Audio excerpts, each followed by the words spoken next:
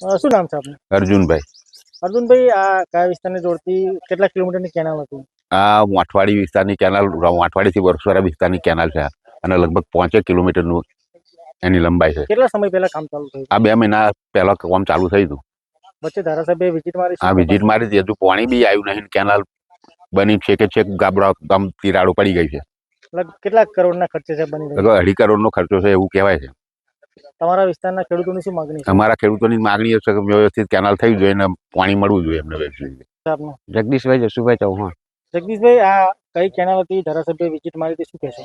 ધારાસભ્ય એવું કીધું કે કોણ એકદમ તકલાદી કર્યું છે કામ, કે નવાસરથી કોન્ટ્રાક્ટને કહીને ગયા છે નવાસરથી કામ કરવું પડશે. તારે કેટલા કિલોમીટરની કેનાલ? 5 કિલોમીટરનું કામ આવું જ છે. છોકો છે પાછળ ગાભડો હોત પડી ગયા કેનાલ.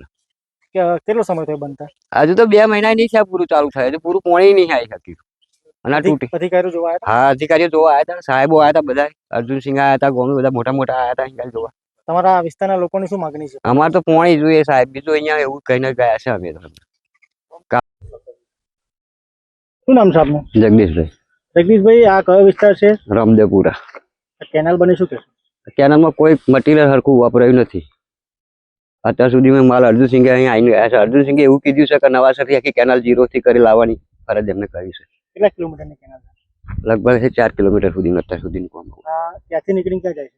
છેક કૃષ્ણનગર, છેક દેવકી વંશલ જશે આ કેનાલ. અત્યાર સુધી પાણી જ નહીં આવ્યું, બધું કામ આવું જ કર્યું. એના વિશે શું કહેશો? એ તો અર્જુનસિંહે કહેલું જ છે અમારા ધારાસભ્ય કે નવાસરથી આખી કેનાલ કરવાની 0 થી. આ બધું કામ તકલાદી વાપરી હોય એવા જ અથોડી લઈને તોડવા આવ્યા હોય ગાડી. My school is one such future-ready school where I understand each and every concept taught in the class and don't rote learn, where teachers don't just use books and blackboard to teach but use new ways of teaching and learning like audiovisual learning, activity-based learning and group activities which enhances my conceptual understanding. My school also teaches coding, which is an important 21st century skill. Not just that, I get an opportunity to showcase my skill on a national platform. And with all this, I acquire important skills that make me future ready and confident. Would you also like to know where is my future ready school? Visit now and see for yourself.